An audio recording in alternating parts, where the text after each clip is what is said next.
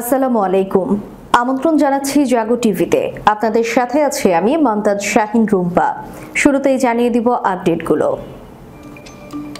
দেখামাত্র গুলির নির্দেশ ও আইন বহির্ভূত হত্যাকাণ্ড নিয়ে ইউরোপীয় ইউনিয়নের হুঁশিয়ারি। 6 সমন্বয়ককে মুক্তি দিতে 24 ঘন্টার আলটিমেটাম।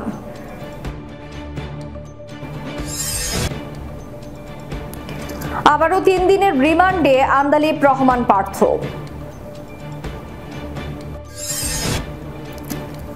শত শত মানুষের জীবন নিয়ে রাষ্ট্র আবার শোক পালন করছে মন্তব্যে জিএম কাদের। তদন্তে জাতিসংঘের সহায়তার আগ্রহকে স্বাগত জানিয়েছেন প্রধানমন্ত্রী। ইমেল পাঠিয়েছে টিকটক, সাড়া দেয়নি ফেসবুক, ইউটিউব। 10 দিনে সরকারি ওয়েবসাইটে 50,000-এর বেশি সাইবার হামলা। প্রতিমন্ত্রী পলক আরো যা বললেন। শুনছিলেন শিরোনাম, এবারে বিস্তারিত। বাংলাদেশে কোটা সংস্কার আন্দোলন ঘিরে দেখামাত্র গুলির নির্দেশ দেয়া এবং আইন বহির্ভূত হত্যাকাণ্ড নিয়ে উদ্বেগ প্রকাশ করেছে ইউরোপীয় ইউনিয়ন। মঙ্গলবার এক বিবৃতিতে এই উদ্বেগের কথা জানিয়েছেন ইইউ এর পররাষ্ট্র নীতি বিষয়ক প্রধান জোসেফ বোরেল। ইইউ এর পররাষ্ট্র বিভাগের ওয়েবসাইটে প্রকাশ করা বিবৃতিটিতে বলা হয়েছে, 27 জুলাই লাওসে দক্ষিণ পূর্ব এশিয়ার দেশগুলোর জোটের আঞ্চলিক ফোরামের মন্ত্রী পর্যায়ের বৈঠকের ফাঁকে বাংলাদেশের প্রতিনিধি সাবেক পররাষ্ট্রমন্ত্রী এ কে আব্দুল মোমেনের কাছে এই উদ্বেগ প্রকাশ করেন জোসেফ বোরেল। বোরেল বলেন, আমি বাংলাদেশের প্রতিনিধি ও সাবেক পররাষ্ট্রমন্ত্রী এ কে আব্দুল মোমেনের কাছে সেখানে সাম্প্রতিক দিনগুলোই কর্তৃপক্ষের দেখামাত্র গুলির নির্দেশ ও আইন বহির্ভূত হত্যাকাণ্ড সংগঠন নিয়ে গভীর উদ্বেগ জানিয়েছে। তিনি আরো বলেন, এছাড়া আইন শৃঙ্খলা রক্ষাকারী বাহিনীর দ্বারা সংঘটিত হত্যাকাণ্ড, সহিংসতা, নির্যাতন, গণগ্রেফতার ও সম্পদের যে ক্ষয়ক্ষতি হয়েছে তা নিয়েও আমি গভীরভাবে উদ্বিগ্ন। এসব কর্মকাণ্ডের পুঙ্খানুপুঙ্খানু তদন্ত দায়ী ব্যক্তিদের বিচারের আওতায় আনতে হবে। বাংলাদেশে বিক্ষোভকারী সাংবাদিক, ছোট শিশু সহ অন্য ব্যক্তিদের উপর আইন শৃঙ্খলা রক্ষাকারী বাহিনীর অতিরিক্ত বল প্রয়োগ ও প্রাণঘাতী অস্ত্র ব্যবহারের বহু ঘটনা ঘটেছে। সেগুলোর পূর্ণ জবাবদিহি নিশ্চিত করতে হবে বলেও উল্লেখ করেন জোসেফ বোরেল। বাংলাদেশে হাজারো মানুষকে গ্রেফতার করা হয়েছে, তারা যেন যথাযথ আইনি সুবিধা পান তাও নিশ্চিত করতে হবে বলেন তিনি। ইইউ এর পররাষ্ট্র নীতি বিষয়ক প্রধান বলেন, এই সংকটের পরিপ্রেক্ষিতে বাংলাদেশ কর্তৃপক্ষ কি পদক্ষেপ নেয় সেগুলোর উপর তারা গভীরভাবে নজর রাখবেন। ইউরোপীয় ইউনিয়ন বাংলাদেশের সম্পর্কের মূলনীতিগুলো বিবেচনায় রেখে তারা আশা করছেন বাংলাদেশের সব ধরনের মানবাধিকারের প্রতি পূর্ণ সম্মান জানানো হবে।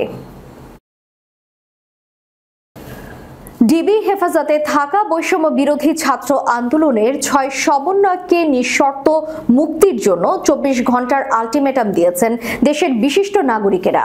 মঙ্গলবার দুপুরে ঢাকার রিপোর্টার ইউনিটে সংবাদ সম্মেলনে নাগরিক সমাজের পক্ষে এই ঘোষণা দেন ট্রান্সপারেন্সি ইন্টারন্যাশনাল বাংলাদেশের নির্বাহী পরিচালক ইফতেখারুজ্জামান। তিনি বলেন, আগামী 24 ঘন্টার মধ্যে কোটা সংস্কার আন্দোলনের সমন্বয়কদের নিঃশর্ত মুক্তি না দিলে তারা মানববন্ধনের মতো কর্মসূচি পালন করা হবে। সংবাদ সম্মেলনে মোট 11 দফা দাবি পেশ করা হয়। দাবির কথা তুলে তারা বলেন, হত্যাকাণ্ডে জড়িতরা যে পদেই থাকুক না কেন এবং রাজনৈতিক পরিচয় নির্বিশেষে তাদের সর্বোচ্চ সাজা নিশ্চিত করতে হবে।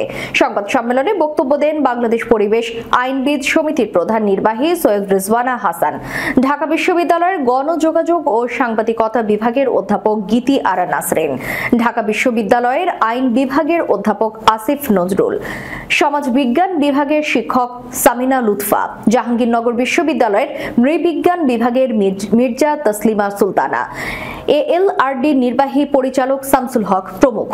তারা বলেন, কোটা সংস্কার আন্দোলনে police, RAB, answer, BGB, Chhatra League, যুবলীগের কর্মী যারা গুলি করেছে তাদের বিরুদ্ধে সঠিক ও স্বচ্ছ তদন্ত, সঠিক বিচার হতে হবে। তারা প্রতিটি হত্যাকাণ্ড এবং আইন শৃঙ্খলা রক্ষাকারী বাহিনীর অস্ত্র ব্যবহার এবং বল প্রয়োগের বিষয়ে জাতিসংঘের উচ্চ পদস্থ বিশেষজ্ঞের অধীনে স্বাধীন, গ্রহণযোগ্য ও বিশ্বাসযোগ্য তদন্তের দাবি জানান। সেই সঙ্গে গ্রেফতার ছাত্রদের অবিলম্বে মুক্তি, গ্রেফতার বন্ধ করে সব শিক্ষা প্রতিষ্ঠান খুলে দেওয়ারও দাবি জানান তারা। কোটা আন্দোলনের সময় সেতু ভবনে হামলা ও অগ্নিসংযোগের ঘটনায় বনানী থানার মামলায় বাংলাদেশ জাতীয় পার্টির চেয়ারম্যান ও সাবেক সংসদ সদস্য ব্যারিস্টার আন্দালিব রহমান পার্থর আবারও 3 দিনের রিমান্ড মঞ্জুর করেছেন আদালত। এই মামলায় 5 দিনের রিমান্ড শেষে মঙ্গলবার তাকে আদালতে হাজির করা হয়। এদিন সুষ্ঠু তদন্তের স্বার্থে তাকে আবারও 10 দিনের রিমান্ড চেয়ে আবেদন করেন মামলার তদন্ত কর্মকর্তা ডিবির পরিদর্শক আবু সাইদ মিয়া। আসামি পক্ষের রিমান্ড বাতিল ও জামিন চেয়ে শুনানি করেন আইনজীবীরা। রাষ্ট্রপক্ষে তার রিমান্ড ও জামিনের বিরোধিতা করা হয়। উভয় পক্ষের শুনানি শেষে ঢাকার মেট্রোপলিটন ম্যাজিস্ট্রেট সাইফুর রহমানের আদালত এই আদেশ দেন। আদালতে বনানী থানার সাধারণ নিবন্ধন শাখার কর্মকর্তা পুলিশের উপপরিদর্শক শাহ আলম গণমাধ্যমকে বিষয়টি নিশ্চিত করেছেন। এর গত বৃহস্পতিবার ঢাকার অতিরিক্ত চিফ মেট্রোপলিটন ম্যাজিস্ট্রেট মোহাম্মদ সুলতান সোহাগ উদ্দিনের আদালত তার 5 দিনের রিমান্ড মঞ্জুর করেন।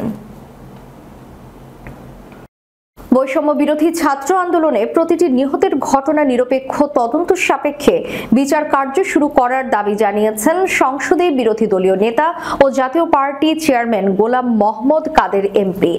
তিনি বলেন, দেখামাত্র গুলির নির্দেশ দিয়ে শত শত মানুষের জীবন নিয়ে রাষ্ট্র আবার শোক পালন করছে। দেশের মানুষ এই ধরনের রাষ্ট্রীয় শোক দেখতে চায় না।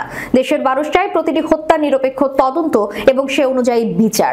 আমরা প্রতিটি হত্যাকাণ্ডের দৃষ্টান্তমূলক শাস্তি দাবি করছি। একই সাথে ভবিষ্যতে যেন এমন ভাবে নির্বিচারে গুলি করে মানুষ হত্যা করা না হয় সেজন্য সরকারকে সতর্ক করেন বিরোধী দলীয় নেতা। মঙ্গলবার এক বিবৃতিতে জিএম কাদের এসব কথা বলেন। বিবৃতিতে জাপা চেয়ারম্যান বলেন, ইন্টারনেট পরিষেবা পুরোপুরি চালু না হওয়ায় সাধারণ মানুষ সামাজিক যোগাযোগ মাধ্যম ব্যবহার করতে পারছে না। এতে তথ্য আদান প্রদান বিঘ্নিত হচ্ছে মারাত্মকভাবে। আবার দেশের ভয়াবহ পরিস্থিতিতে প্রবাসীরা স্বজনদের খোঁজ নিতে পারছে না। এতে ক্ষুব্ধ হয়ে প্রবাসীরা ব্যাংকিং চ্যানেলে প্রবাসী আয় না পাঠানোর হুমকি দিচ্ছে, যা দেশের জন্য খুবই ভয়াবহ। অপরদিকে উচ্চ শিক্ষার জন্য বিদেশ গমনেচ্ছু ছাত্ররা যোগাযোগ করতে পারছে না বিদেশের সাথে। ইন্টারনেট পুরোপুরি চালু না হলে দেশের অপূরণীয় ক্ষতি হয়ে যাবে। তিনি বলেছেন, ইন্টারনেট পরিষেবা পূর্ণাঙ্গভাবে চালু করতে হবে। একই সাথে মেট্রো রেলের ক্ষতিগ্রস্ত স্টেশন বন্ধ করে এবং elevated express way toll manual পদ্ধতিতে আদায় করা হলেও জনগণের জন্য চালু করতে হবে। কোটা সংস্কার আন্দোলনকে কেন্দ্র করে প্রাণহানির ঘটনা সুষ্ঠু ও মানসম্মত তদন্তে বিদেশি কারিগরি সহায়তা নেওয়ার নির্দেশ দিয়েছেন প্রধানমন্ত্রী শেখ হাসিনা। একই সঙ্গে তদন্তে জাতিসংঘের সহায়তার আগ্রহকে স্বাগত জানিয়েছেন তিনি। মঙ্গলবার সকালে প্রধানমন্ত্রী শেখ হাসিনা তার সরকারি বাসভবন গণভবনে বাংলাদেশে নিযুক্ত জার্মান রাষ্ট্রদূত আকিম স্ট্রেইটারের সঙ্গে সৌজন্য সাক্ষাতে কথা বলেন। পরে প্রধানমন্ত্রীর প্রেস সচিব নাইমুল ইসলাম খান সাংবাদিকদের ব্রিফ করেন। নাইমুল ইসলাম খান বলেন, আমাদের যে জুডিশিয়াল ইনকোয়ারি কমিটি গঠন হয়েছে তাদের সুষ্ঠু ইনকোয়ারি করার জন্য তাদের ইনকোয়ারিটিরা যেন খুব উচ্চমানের হয়, এজন্য বিদেশি কারিগর সহায়তা নেওয়া হবে। তদন্তে জাতিসংঘের সহায়তা প্রসঙ্গে প্রধানমন্ত্রী প্রেস সচিব বলেন, এরই মধ্যে জাতিসংঘের সঙ্গে সহযোগিতার ব্যাপারে যোগাযোগও হয়েছে। যোগাযোগ বলতে জাতিসংঘ আগ্রহ প্রকাশ করেছে, বাংলাদেশও তার ব্যাপারে উৎসাহ দেখিয়েছে। জার্মান রাষ্ট্রদূত উদ্ধৃত করে নাইমুল ইসলাম খান বলেন, প্রধানমন্ত্রীর বক্তব্যে তারা দৃঢ় আশাবাদী যে একটা ইন্ডিপেন্ডেন্ট ইনভেস্টিগেশন হবে। যারা দুর্বৃত্ত তারা চিহ্নিত হবে এবং তাদের বিচার হবে। এদিকে গুজব প্রতিরোধ সহ কিছু বিষয়ে ব্যাখ্যা চেয়ে বাংলাদেশ টেলিযোগাযোগ নিয়ন্ত্রণ কমিশনের দেওয়া চিঠির জবাবে ইমেইল পাঠিয়েছে টিকটক। তবে ইউটিউব ও ফেসবুকের পক্ষ থেকে কোনো জবাব আসেনি। মঙ্গলবার আগারগাঁওয়ে বাংলাদেশ কম্পিউটার কাউন্সিলের সম্মেলন কক্ষে এক সংবাদ সম্মেলনে এই তথ্য জানান ডাক, টেলিযোগাযোগ ও তথ্য প্রযুক্তি প্রতিমন্ত্রী জুনায়েদ আহমেদ পলক। জানা যায়, সহিংসতামূলক কন্টেন্ট ছড়ানোয় বাংলাদেশে মেটার 3টি প্ল্যাটফর্ম ফেসবুক, ইনস্টাগ্রাম, হোয়াটসঅ্যাপ এবং টিকটক বন্ধ রয়েছে। 3টি সামাজিক যোগাযোগ মাধ্যমকে সরকারের পক্ষ থেকে তলব করেছে বাংলাদেশ টেলিযোগাযোগ নিয়ন্ত্রণ কমিশন। পাশাপাশি ইউটিউব চালু থাকলেও তাদেরও তলব করা হয়েছে। মঙ্গলবার পর্যন্ত তাদের জবাব দেওয়ার সময়সীমা বেঁধে দেওয়া হয়েছে। পাশাপাশি বুধবার ফেসবুক, টিকটক ও ইউটিউবের প্রতিনিধিদের সশরীরে বিটিআরসিতে হাজির হতে নির্দেশ দিয়েছে নিয়ন্ত্রক সংস্থাটি। তবে মঙ্গলবার দুপুর 2টা পর্যন্ত শুধু টিকটকের পক্ষ থেকে ইমেইলে সাড়া মিলেছে। ইউটিউব ও মেটা বিটিআরসিকে এখন পর্যন্ত কোনো জবাব দেয়নি। সংবাদ সম্মেলনে প্রতিমন্ত্রী পলক বলেন, আগামীকাল পর্যন্ত আমরা ফেসবুক, ইউটিউব, টিকটককে একটা টাইম দিয়েছিলাম। আমরা আশা করেছিলাম যে তারা লিখিত ব্যাখ্যাটা দেবে, কিন্তু আমরা এখনো তাদের লিখিত বা মৌখিক ব্যাখ্যা পাইনি। জুনায়েদ আহমেদ পলক বলেন, টিকটক ইমেইলে একটা রিপ্লাই দিয়েছে যে তারা এই নিয়ে খুব আন্তরিক, সরকারকে সহযোগিতা করতে চান, তারা ব্যাখ্যাগুলো দিতে চান। বাকি দুটি অর্থাৎ মেটা ও ইউটিউবের সাড়া পায়নি। কোটা সংস্কার আন্দোলন ঘিরে দেশে চলমান পরিস্থিতির মধ্যে সরকারি বিভিন্ন গুরুত্বপূর্ণ ওয়েবসাইট দখলে নিতে দফায় দফায় সাইবার হামলার ঘটনা ঘটেছে। গত 10 দিনে দেশে 50,000-এরও বেশি সাইবার হামলা চালানো হয়েছে বলে তথ্য দিয়েছেন ডাক, টেলিযোগাযোগ ও তথ্য প্রযুক্তি প্রতিমন্ত্রী জুনায়েদ আহমেদ পলক। মঙ্গলবার দুপুরে ঢাকার আগারগাঁওয়ে বাংলাদেশ কম্পিউটার কাউন্সিলের সম্মেলন কক্ষে চলমান সময়ে সাইবার নিরাপত্তা বিষয়ক জরুরি সভা শেষে ব্রিফিংয়ে এসে সাংবাদিকদের প্রশ্নের জবাবে তিনি এসব তথ্য দেন। পলক বলেন, আমাদের হাতে এখন পর্যন্ত যে তথ্য আছে তাতে গত 10 দিনে 50,000-এর বেশি বার সাইবার হামলা চালানো হয়েছে। আমাদের 8টি সরকারি ওয়েবসাইট ক্ষতিগ্রস্ত করার চেষ্টা করেছে হ্যাকাররা, তবে কোনো ওয়েবসাইট পুরোপুরি হ্যাকড হয়নি। সরকারি কোনো ওয়েবসাইট থেকে তথ্য উপাত্ত চুরির কোনো ঘটনা ঘটেনি। তিনি বলেন, আমরা যেটাকে ডিএনএস সিস্টেম বলি সেটা ডাইভার্ট করে যখন কেউ কোনো ওয়েবসাইট ব্রাউজ করতে গেছেন তখন তাকে সেখান থেকে অন্য একটা ওয়েবসাইটে নিয়ে যাওয়া হয়েছে। সেখানে নেওয়ার পর ব্যবহারকারীকে শুধু ফ্রন্ট পেজটা দেখানো হয়েছে যে এই ওয়েবসাইট হ্যাক হয়েছে। দর্শক, শেষ করার পূর্বে সংবাদ শিরোনামগুলো জানিয়ে দিব আরো একবার। দেখামাত্র গুলির নির্দেশ ও আইন বহির্ভূত হত্যাকাণ্ড নিয়ে ইউরোপীয় ইউনিয়নের হুঁশিয়ারি। 6 সমন্বয়ককে মুক্তি দিতে 24 ঘন্টার আলটিমেটাম।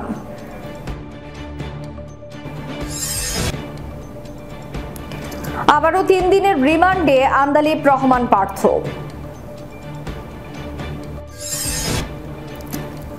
শত শত মানুষের জীবন নিয়ে রাষ্ট্র আবার শোক পালন করছে, মন্তব্যে জিএম কাদের। তদন্তে জাতিসংঘের সহায়তার আগ্রহকে স্বাগত জানিয়েছেন প্রধানমন্ত্রী। ইমেল পাঠিয়েছে টিকটক, সাড়া দেয়নি ফেসবুক, ইউটিউব। 10 দিনে সরকারি ওয়েবসাইটে 50,000-এর বেশি সাইবার হামলা, প্রতিমন্ত্রী পলক আরো যা বললেন। এতক্ষণ আমাদের সাথে থাকার জন্য ধন্যবাদ। আল্লাহ হাফেজ।